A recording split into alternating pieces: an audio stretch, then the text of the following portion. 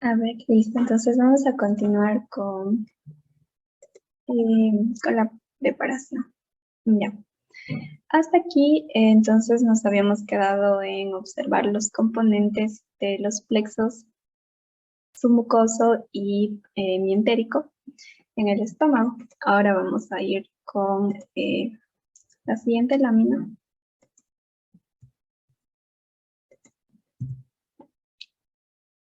Y aquí ya nos pasamos a duodeno. Entonces, en duodeno, miren, esta es la luz del duodeno. Y estas son las vellosidades intestinales.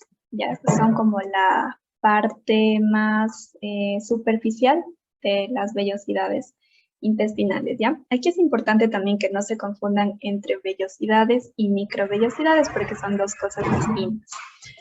A ver, entonces aquí lo que vamos a identificar en primer lugar, y mencionarles que en el duodeno es donde vamos a encontrar las vellosidades más altas de todo el tubo digestivo. Ya aquí es donde van a ser más altas.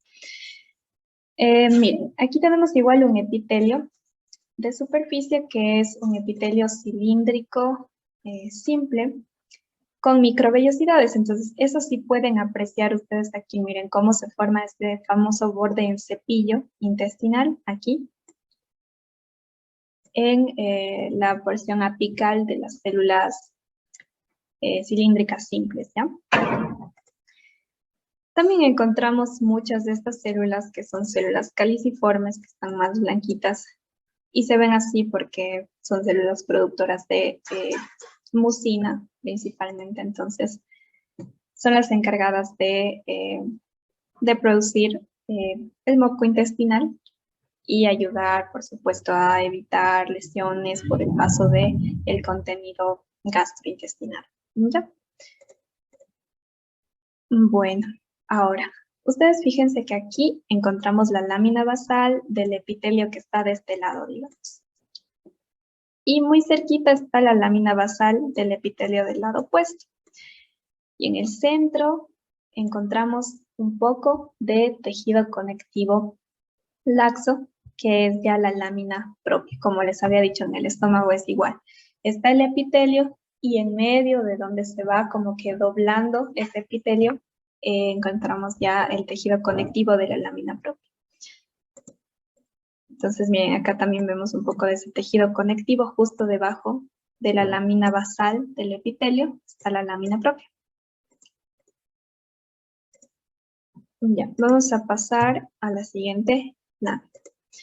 Aquí tenemos, miren, como la continuación de ese corte de las vellosidades que veíamos del duodeno. Ya vamos a verles más a profundidad, y aquí estamos viendo ya las criptas duodenales. Y ya debajo encontramos esta como, si le pueden ver aquí, es como una banda rosadita que no está completa en toda su longitud, pero esta banda rosadita, esta banda eosinófila, es la muscular de la mucosa, ¿ya? Entonces igual, ven, ahí está. Y está perforada, como pueden ver aquí, por estas estructuras más pálidas que también forman parte de estructuras glandulares.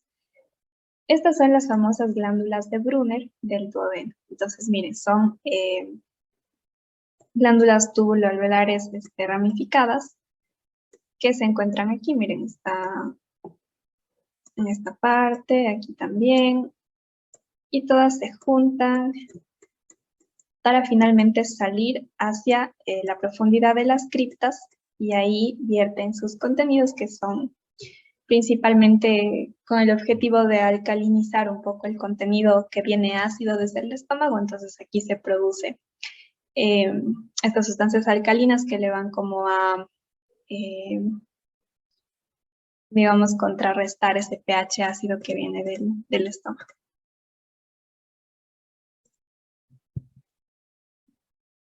Ok, entonces aquí vemos lo mismo, pero más con un aumento menor, mejor dicho.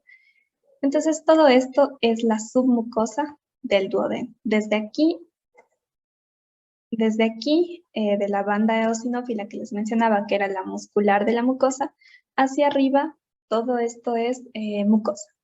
De ahí hacia abajo es submucosa, y esto que se ve evidentemente eosinófilo y bastante compacto comparado con este tejido conectivo de aquí, que es desordenado, como siempre les digo, para que se acuerden de la submucosa.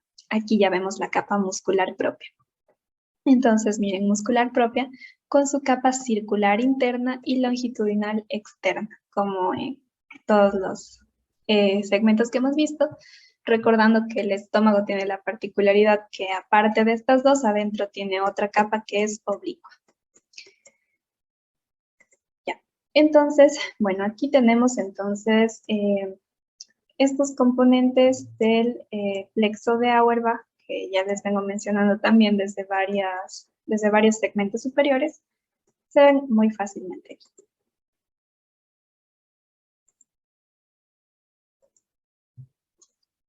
Continuamos con el Y1.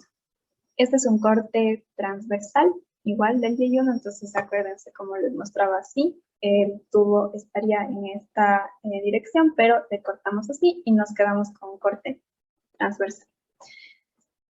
Aquí también vemos las vellosidades del Y1 y estamos viendo, como dice aquí, todas las capas. Entonces, la luz, y obviamente este círculo no está completo, como pueden ver, debería estar todo esto, pero tenemos solo la mitad inferior. Entonces, aquí vemos las vellosidades que limitan con la luz. Entre esas mismas vellosidades está la lámina propia. Aquí está la muscular de la mucosa, si le alcanzan a ver, no se diferencia con tanta facilidad, pero sí, si le ven con detenimiento, ahí se ve un poquito más pálida y más organizada que lo que está debajo, que ya es la submucosa.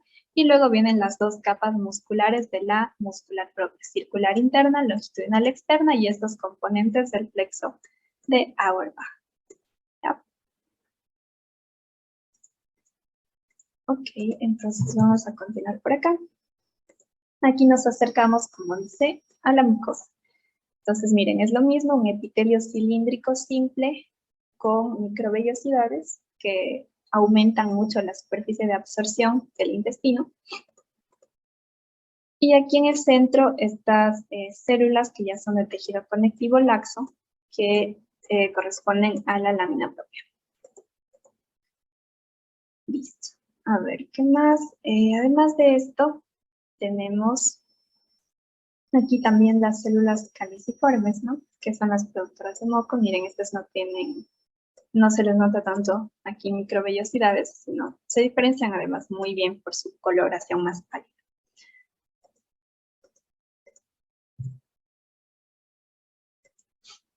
Aquí, bueno, esta también era una lámina más dirigida a poderles mostrar cómo aquí está la lámina basal del epitelio. Bueno, de este lado está la lámina basal del epitelio, de este lado también, y aquí todo esto es lámina propia.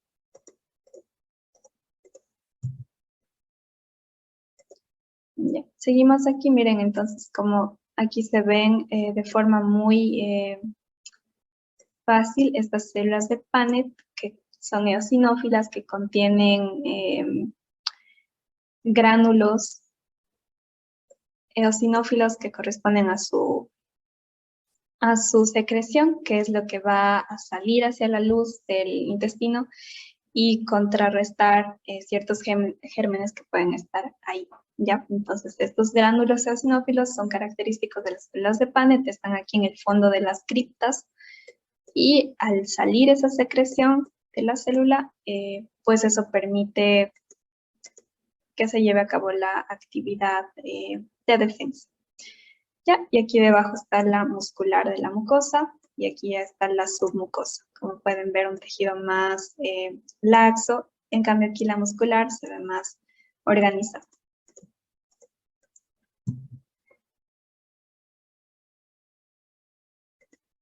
Ya, entonces aquí miren también cómo tenemos la submucosa, aquí está un poquito de la muscular de la mucosa, y este es un ganglio del plexo submucoso de Maestro. Ya, aquí ya estamos viendo la primera capa, la la circular interna de de la capa muscular propia, ¿ya? Entonces, ahora sí vamos a pasar a la siguiente. Como pueden ver, es bastante parecido en la mayor parte del tubo digestivo, así que no es complicado. Miren, aquí está en cambio esto que ya les vengo mostrando también varias veces, entonces le voy a preguntar a Gilda, esto de aquí que acabo de señalar, ¿qué es?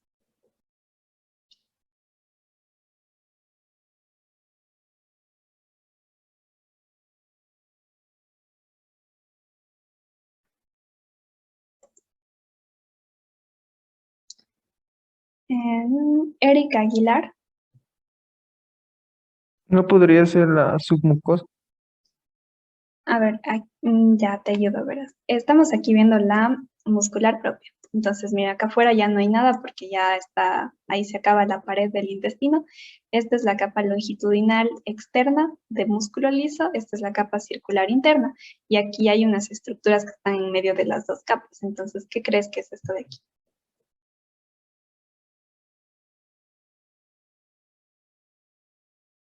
¿O alguien más que quiera decir? ¿Podrían ser células calciformes? Bueno, aquí no son células caliciformes, sí, o sea, comprendo por qué dijiste, porque son pálidas, ¿cierto? Pero recuerden que las células caliciformes van a estar siempre solamente en la mucosa, ¿ya? Están solamente entre las células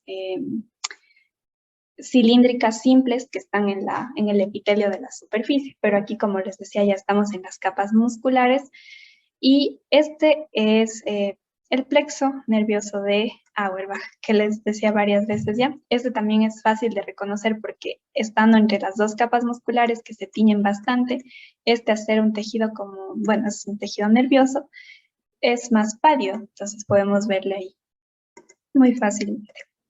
Ya, bueno, muchas gracias a las personas que participaron. A ver, vamos a continuar con Ilio. Ya, solo déjenme ver la hora ya. Ok, ya estamos bien. Entonces, en el ilion, fíjense aquí que tiene una particularidad este corte para que puedan identificar bien las estructuras. Este ya no es un corte, eh, ya no es un corte transversal como les venía mostrando así, sino este ya sería un corte longitudinal, es decir, como que, bueno, este sería el tubo, perdón, el tubo digestivo, y a este ya no le cortamos aquí por el centro, sino le cortamos así, de forma longitudinal. Por eso vamos a ver esto de aquí, que es bastante característico del intestino, pero que no hemos visto en los cortes anteriores precisamente porque todos eran transversales. Pero si ven aquí, miren, estas son vellosidades. Cada una de estas vellosidades aquí en la superficie del epitelio tiene microvellosidades, pero aparte en el intestino tenemos unas estructuras que protruyen hacia la luz y que miren cómo aquí incluso se llevan gran parte de la submucosa para poderles dar ese soporte, que son las llamadas válvulas conviventes, pliegues transversales, pliegues circulares o válvulas de Kerckring. Tienen muchos nombres, pero bueno, la idea es que son como que una tercera fase, bueno, fase, ¿no? Como que un tercer nivel de plegamiento que tiene el intestino aquí para darle una mayor superficie de absorción. Entonces tenemos las microvellosidades, las vellosidades y las válvulas de Kerckring. Ya, ahora, entonces todo esto de aquí es mucosa. Esto que se ve eosinófilo es submucosa. Aquí tenemos ya la muscular propia con sus dos capas y se ve bastante fácil, ¿cierto? Circular interna, longitudinal externa. Y aquí vamos a fijarnos, miren en esta estructura de aquí, que está en la lámina propia. Fíjense en la forma que tiene, ya nos vamos a acercar y vayan pensando qué podría ser eso de ahí.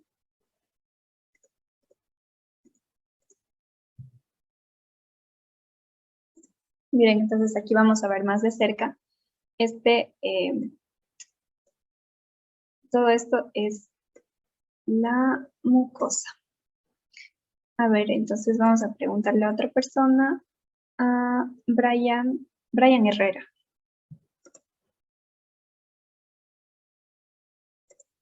Brian, ¿sí me escuchas bien? Sí, Ya, gracias. ya, Entonces, entonces, sí, esto de aquí, me ibas a decir qué crees que es esto de acá. no, que debía, Ya, que debía identificar. entonces, Te iba a preguntar aquí, ¿qué tipo de epitelio es el que estamos viendo? Es el mismo que en el resto del tubo digestivo, excepto el esófago. También un cilíndrico estratificado. Cilíndrico sí, pero simple, no estratificado, ¿ya? Ah, ya. Ajá, simple. Entonces, cilíndrico simple con microvellosidades. Aquí no se le notan tanto las microvellosidades, pero sí. Ya, entonces debajo, este es el epitelio, ¿cierto? A Brian mismo, entonces debajo, esto de aquí que se ve como desordenado y que decíamos que era tejido conectivo laxo, ¿cómo se llama esa parte de ahí?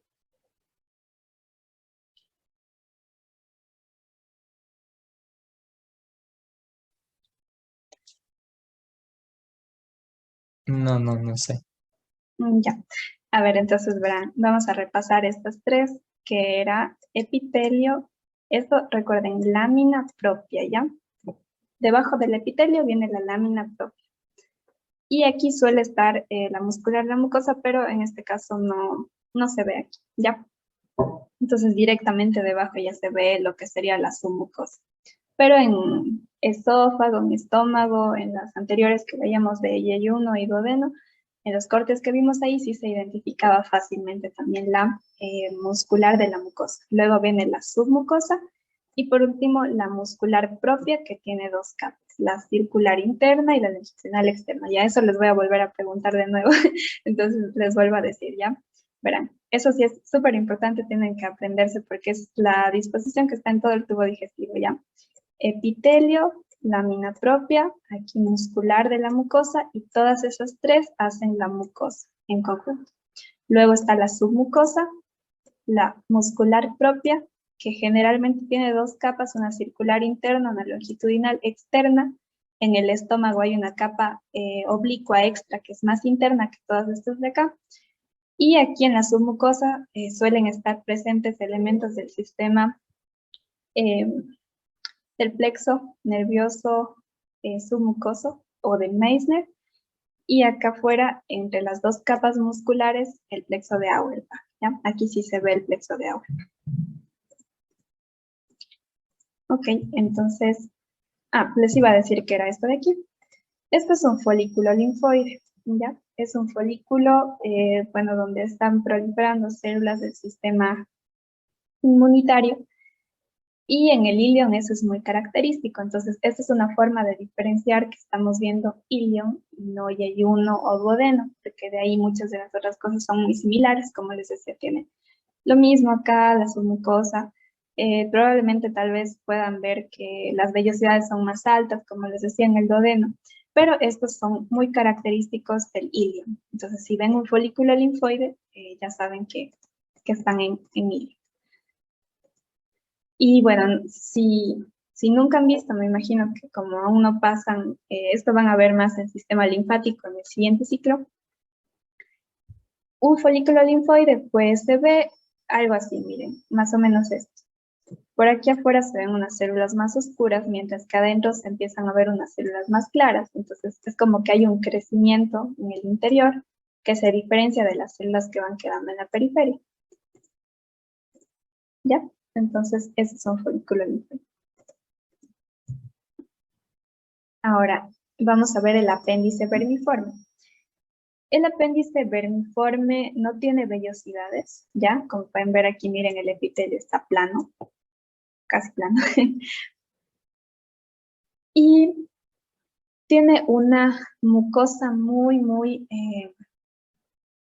tiene una mucosa muy gruesa, digamos, si pueden ver aquí, miren estos que se parecen mucho a los que les acabo de mostrar en el ilion. También son folículos linfoides, pero son súper grandes, o sea, comparados con la vista que tenemos, ¿ya?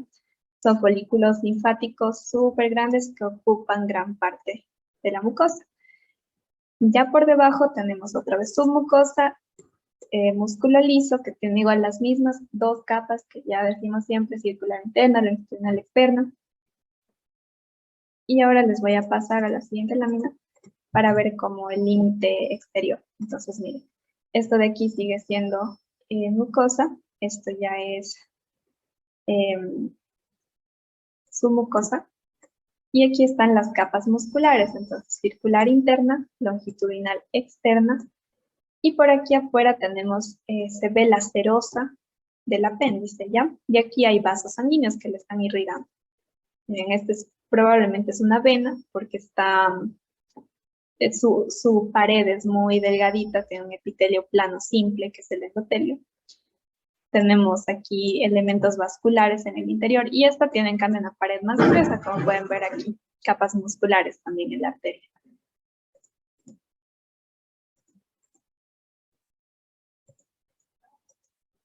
Ya. A ver, ahora seguimos con el colon. Entonces, en el colon vamos a encontrar una disposición bastante similar, pero con la particularidad de que aquí tampoco vamos a encontrar ya vellosidades, entonces hagan de cuenta que este sería como el nivel, ustedes saben que aquí, bueno, creo que no, porque recién esta semana están viendo, creo que empezaron con embriología, entonces probablemente no han visto aún todo lo que es esto, pero ya van a ver y les va a quedar mucho más claro cuando revisen teoría para que luego puedan presentar sin ningún problema en la práctica. En el intestino tenemos las vellosidades, ahí termina una vellosidad y como que aquí, continuando hacia adentro, se hace una cripta, ¿ya? Viene otra vellosidad y al lado hay otra cripta, ¿ya? Entonces, es como que al final no es muy fácil distinguir dónde termina la vellosidad y dónde inicia la cripta, pero aquí en el colon ustedes solo van a ver la cripta, ¿ya? Y no hay vellosidad. Entonces, por eso se ve mucho más plana la mucosa. Si ustedes ven aquí tiene como que, es como si estuviera aquí la vellosidad, pero le hubieran cortado y se quedó como con un borde cuadrado. Entonces, ya, eso también les va a ayudar a diferenciar que están en colon. Y de ahí todo, bueno, muchas cosas también son similares. Aquí está la muscular de la mucosa, la submucosa. Entonces eso era lo que les decía ya. Epitelio, lámina propia. En este caso la lámina propia está igual entre las criptas, la muscular y la mucosa, y todo esto es mucosa.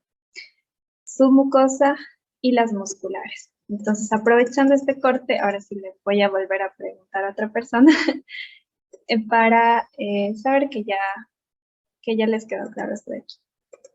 A ver, entonces le voy a preguntar a Jimabel Guerrero.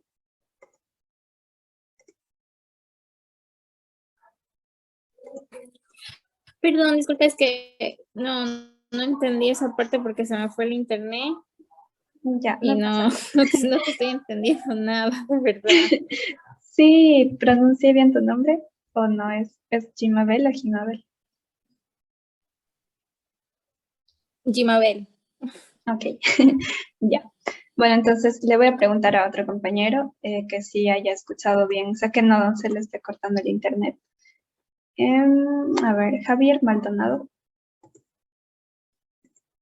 Sí, Ya, solamente las capas típicas que encontramos en el tubo digestivo. Yo te voy señalando y tú me dices cuáles son, ¿ya? ya, a ver, Ok. Entonces, primerito, lo que encontramos aquí en la superficie, que es era el epitelio, perfecto.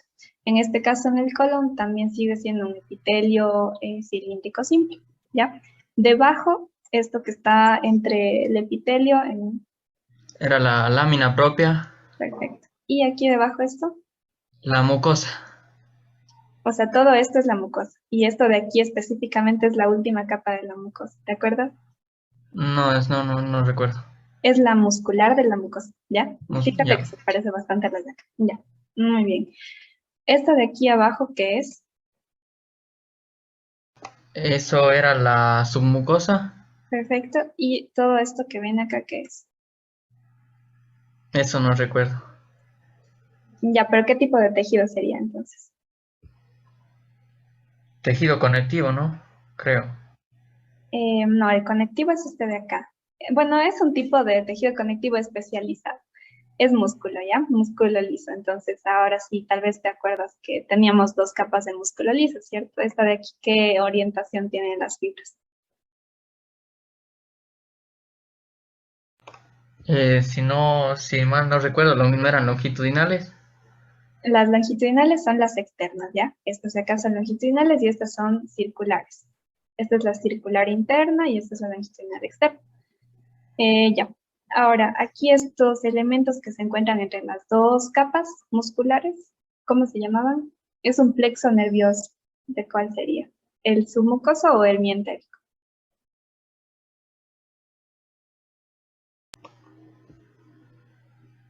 ¿No sería el submucoso? Sería el mientérico, porque bueno, es como que mi entérico viene de mío, que es músculo, entonces está entre las dos capas musculares y el submucoso va a estar acá en la submucosa, ¿ya? Bueno, entonces eso, no se preocupen chicos, ya tal vez sientan que les estoy molestando mucho, pero es para ayudarles mismo que luego no se vayan a confundir y no se preocupen si ahorita no entienden muy bien, por eso mismo les estoy grabando, porque sé que aún no ven la teoría, entonces ya cuando vean la teoría y vuélvanse a ver el video y van a entender con más facilidad, ¿ya? Sí, María del Rosario. Yo tenía una consulta. La mucosa es de la unión del epitelio, la lámina propia, el tejido muscular y luego viene la submucosa y luego viene otra capa muscular. A ver, no sé si te entendí bien la pregunta, pero bueno, te voy a decir, esta de aquí es la submucosa, ¿ya? La submucosa es tejido conectivo, es igual que la lámina propia, o sea, la lámina propia también es tejido conectivo. Como les explicaba aquí, la mucosa como tal tiene tres partes, ¿ya? La primera, que es la superficial, es el epitelio. Debajo, muchas veces se ve, como les decía aquí, entre el epitelio mismo, un tejido más desordenado que es tejido conectivo y eso se llama lámina propia. Y debajo de tanto el epitelio como la lámina propia, si ves esto de aquí que está medio rosadito, o sea, está más pálido que esto de abajo que se ve más rojo, ya, esto que está medio pálido aquí es la muscular de la mucosa. O sea, es una capa muscular, pero que solamente le da soporte a la mucosa. Eso sirve más que nada para ayudar a que las vellosidades que están en el intestino puedan como que moverse y ayuda a que puedan secretarse, por ejemplo, moco, y que estén más en contacto la superficie con los alimentos o lo que pasa por ahí para que pueda absorberse mejor. Pero sirve solo para eso, para secreción y para ayudar a la absorción. Para eso sirve esta muscular de la mucosa. Entonces, juntas estas tres hacen la mucosa. Luego está la submucosa. Ya esa es una capa más grande, más gruesa, igual de tejido conectivo, que le da soporte a toda la mucosa. Y debajo está la capa que suele ser la más gruesa en varias partes del tubo digestivo, que es la muscular propia. Se llama muscular propia porque le quieren diferenciar de la muscular de la mucosa, ya que esta muscular propia esta sí sirve ya como tal para hacer el peristaltismo del tubo digestivo. Entonces, esta es la que está compuesta por dos capas, que es una circular interna y una longitudinal externa. Y esa capa de ahí, perdón. Esa capa de ahí es la que va a tener en medio de ella ese plexo mientérico de Auerbach, que es el que precisamente le da los impulsos del peristaltismo y le permite que se mueva. Mientras que el submucoso de Meissner, pues es para los movimientos más de la mucosa. Ya, a ver, no sé si te respondí ahí la pregunta, ¿todavía tienes alguna duda? No, sí, ya entendí, muchas gracias. Ya, perfecto. Entonces, vamos a continuar. Ya mismo acabamos. Esta es la unión anorrectal. La unión anorrectal la vamos a, digamos que a distinguir porque vamos a ver una característica muy importante que es el cambio de epitelio, ¿ya? Entonces, como saben, tenemos el recto, luego viene el ano y al final, ya cuando está muy cerca de salir a la superficie, el epitelio anal incluso se llega a queratinizar, ¿ya? Entonces, miren acá, por ejemplo, este epitelio que está en la parte de aquí es un epitelio cúbico, simple, pero si le ven acá, viene como que se va transformando el epitelio y acá ya no está cúbico simple, sino se parece más a lo que veíamos en el esófago, ¿no? Un epitelio escamoso estratificado, hasta aquí no está queratinizado. Pero ya más afuera, miren cómo se cubre de esta capa de queratina, que simplemente son como unas fibras que están en la parte superior y es ya lo que vamos a ver en piel también. Y continúa siendo un epitelio estratificado, ¿ya? Eso es lo importante aquí de la unión anorrectal. Ahora vamos con hígado, que ya corresponde a una de las glándulas anexas. Lo que vemos aquí en hígado es prácticamente, bueno, tal vez puede ser un poco difícil así visualizarle a primera impresión, pero vamos a encontrar ahí ciertos espacios blanquitos que quedan como vacíos y que corresponden a las venas centrales, ¿ya? O venas centrolobuliares, que también les llaman así. Las venas centrolobuliares nos van a permitir orientarnos para armar lo que se conoce como lobulillo hepático, ¿ya? Un lobulillo hepático tiene una forma hexagonal, es así como se le describe en los libros. Miren, aquí está la vena centrolobuliar y por fuera vamos a encontrar unas agrupaciones de elementos vasculares y biliares, ramas de los conductos biliares, que forman el llamado espacio porta, ¿ya? Eso es súper importante también, entonces cuando revisen en teoría, ahí acuérdense de eso. Los espacios porta son estos que vemos aquí, por ejemplo, aquí hay uno, aquí hay otro, aquí parece haber otro, aquí también hay otro, ya.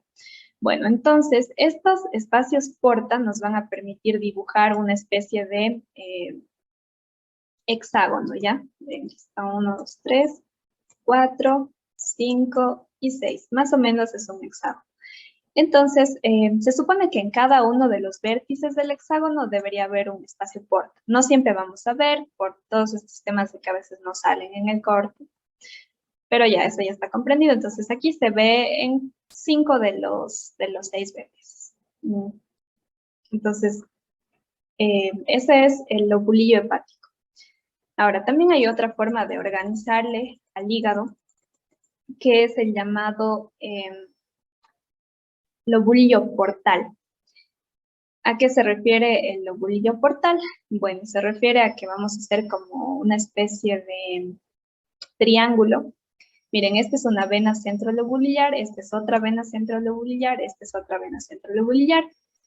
Podemos nosotros unir estas tres venas y hacer un triángulo. Y en el centro nos queda un espacio porta. Entonces, ese es el llamado lobulillo portal. ¿Por qué? Porque lo que está en el centro es hacia donde va a fluir la bilis del hígado, ¿ya? Porque aquí se encuentra el conducto, el conductillo biliar que va a permitir la salida de la bilis. Mientras que, en cambio, en el que veíamos antes, en este que era el hexágono, lo que veíamos es como hacia la vena central es hacia donde fluye la sangre, en cambio.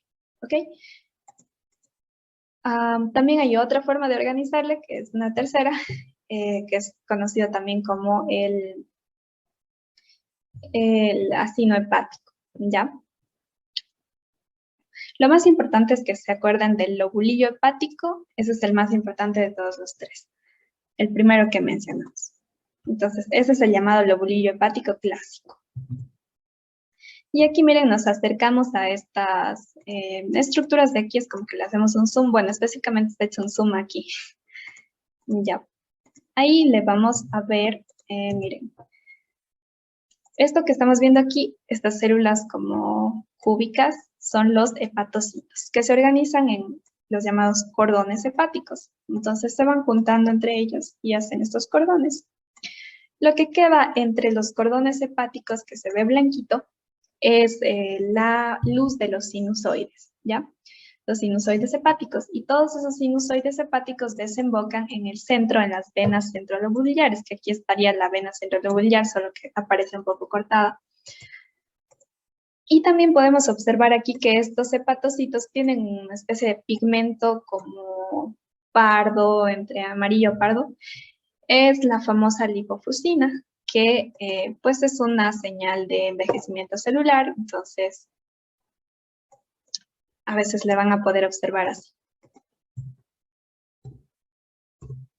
Listo, aquí estamos viendo igual cordones hepáticos, miren, cordones hepáticos y sinusoides también. Aquí en el centro lo que vemos es, justo coincidió, como les decía, que aquí le cortaron a un conductillo hepático, conductillo biliar, le cortaron longitudinalmente. Entonces le podemos ver así. Todo esto es un conductillo biliar revestido de epitelio cúbico simple. Ya, aquí está, está mal el título, esta no es vesícula, sigue siendo hígado.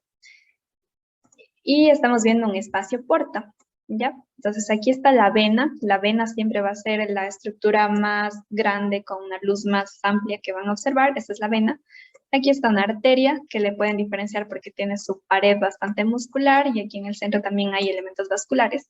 Y pueden observar de 2 a 3 conductillos biliares. Entonces miren, aquí está uno, que es el más grande. Aquí está otro, estos son más pequeños, ¿ya? Aquí está otro más. Y aquí incluso parece haber otro más, ¿ya? Esos son variables, pero lo que siempre va a estar es una vena, una arteria y algunos conductillos biliares. Listo, vamos con el páncreas, que, bueno, como pueden ver aquí tenemos un elemento de tejido conectivo que es parte del estroma, es decir, la parte que le va a dar como el soporte, que le divide al páncreas también en ciertas zonas. Y lo importante en el páncreas es que ustedes puedan distinguir que hay dos componentes. Hay un componente endocrino y un componente exócrino. El componente exócrino es el que nos interesa aquí en tubo digestivo, que es la mayor parte, todo lo que se ve como moradito, es decir, más basófilo, es el páncreas exócrino, perdón. Entonces son acinos pancreáticos, productores de enzimas digestivas, lipasa pancreática, milasa pancreática, tripsina, quimiotripsina, carboxipolipeptidasa, que son las encargadas de digerir proteínas, lípidos y carbohidratos. Entonces, todo eso va a salir de los acinos pancreáticos. Y en estas partes que vamos a verle como más pálidas, que se hacen como círculos, por eso se conocen como islotes, son los famosos islotes de Langerhans, que son el componente endocrino del páncreas y que